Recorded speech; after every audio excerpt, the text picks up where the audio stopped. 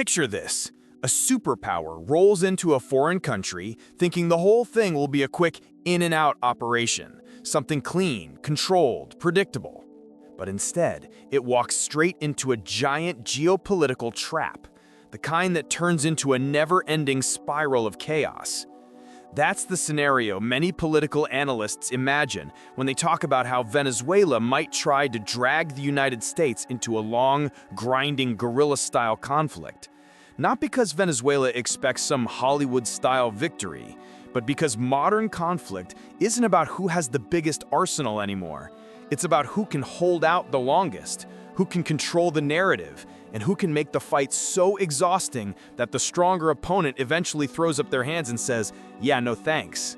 And honestly, this idea feels very Gen Z coded, messy, unpredictable, fueled by information, shaped by environment, and unfolding in real time across the entire internet. For Venezuela, the concept isn't to challenge the US head-on. That would be unrealistic. Instead, the strategy revolves around turning the country's natural and social landscape into a strategic advantage.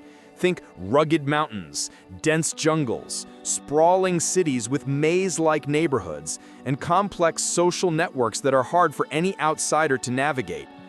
In this type of setting, traditional military superiority becomes less useful. Big armies move slower. High-tech gear becomes harder to deploy. Supply lines get longer and more vulnerable. Meanwhile, smaller local groups can slip through alleyways, melt into crowds, or disappear into forests. It becomes a battle of endurance rather than firepower, a conflict where the weaker side doesn't need to win spectacularly, it only needs to avoid losing quickly. Add to that the reality of modern media. The 21st century battlefield is not just physical, it's digital, viral, and incredibly fast. Every skirmish, every mistake, every accusation, every emotional moment becomes content. Venezuela knows that a prolonged conflict means millions of eyes will be watching from around the world. And in today's world, public opinion is powerful. A single video can reshape global perception.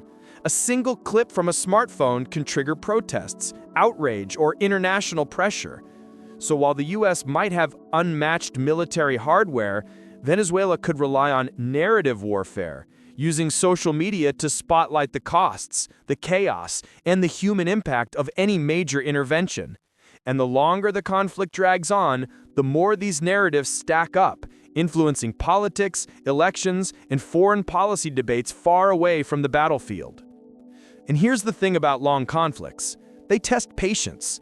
They stretch budgets. They weigh on national morale. The US has already experienced how draining long, unclear wars can be. Think Iraq, Afghanistan, and the countless debates around exit strategies that never seem to end. Venezuela's hypothetical plan is built on that historical memory. The goal would be to transform any intervention into a slow-motion disaster. A conflict without neat boundaries, without clear victories, without a satisfying finish line.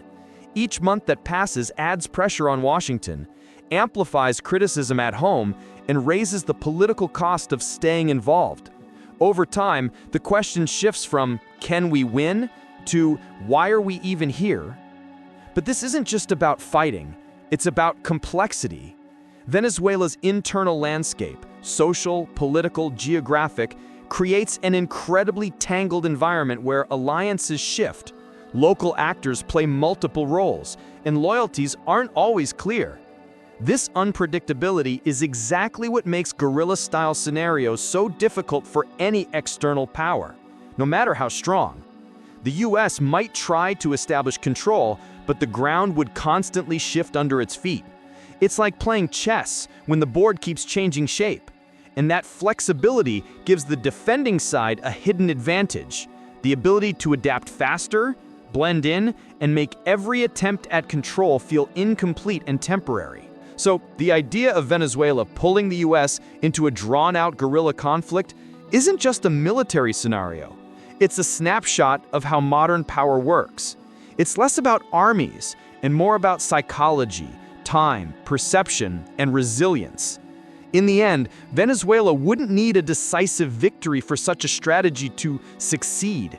All it would need is to make intervention feel like walking into quicksand, slow, draining, and impossible to escape without losing something important. And that's the core of the whole concept. Not overpowering a superpower, but outlasting it, outmaneuvering it in the shadows, and using the modern world's hyper-connected reality to turn every setback into pressure. It's not glamorous, it's not cinematic, but it's exactly the kind of conflict that defines the 21st century. Messy, emotional, digital, and shaped as much by the story as by the fight itself.